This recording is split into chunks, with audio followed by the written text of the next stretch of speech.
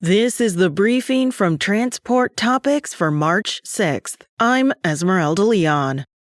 Education is the cornerstone to hiring skilled technicians and, by extension, mitigating the shortage of these essential professionals in the trucking industry. These issues and many more will be explored at the 2025 Technology and Maintenance Council annual meeting starting March 10 in Nashville, Tennessee. Catch the road signs conversation at ttn.ws/episode 158 for a preview of the tech exhibition.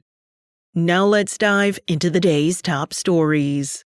Global shipping executives convened in Long Beach, California this week for a major annual conference, only to find themselves grappling with a crisis sparked by new U.S. tariffs. President Donald Trump's 25% tariff on imports from Canada and Mexico, alongside a 10% tariff on Chinese goods, have raised alarms within the trucking industry. Stakeholders fear that such tariffs could decrease freight volume and escalate operational costs, particularly as the industry is emerging from a prolonged freight recession. American Trucking Associations has highlighted that a 25% tariff on Mexico could increase the price of a new tractor by up to $35,000, posing significant financial challenges for both small carriers and larger fleets. Additionally, there are concerns that these tariffs could lead to higher consumer prices for goods transported across U.S. borders, further destabilizing supply chains and economic stability.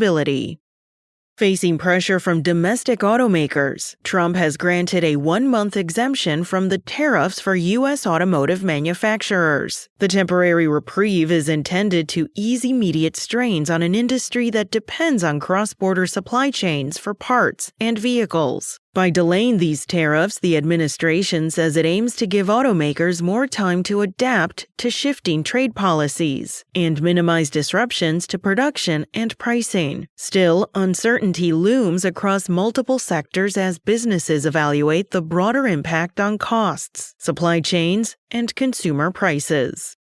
Speaking of unknowns, Iowa's biodiesel industry is facing significant challenges amid separate federal policy uncertainties. Several biodiesel plants in the state have reduced operations or halted production entirely due to unclear signals regarding renewable fuel standards and tax incentives. This slowdown not only affects local economies and employment, but also raises concerns about the future of renewable energy initiatives in the region. Industry stakeholders are urging federal authorities to provide clear and consistent policies to support the continued growth and stability of the biodiesel sector.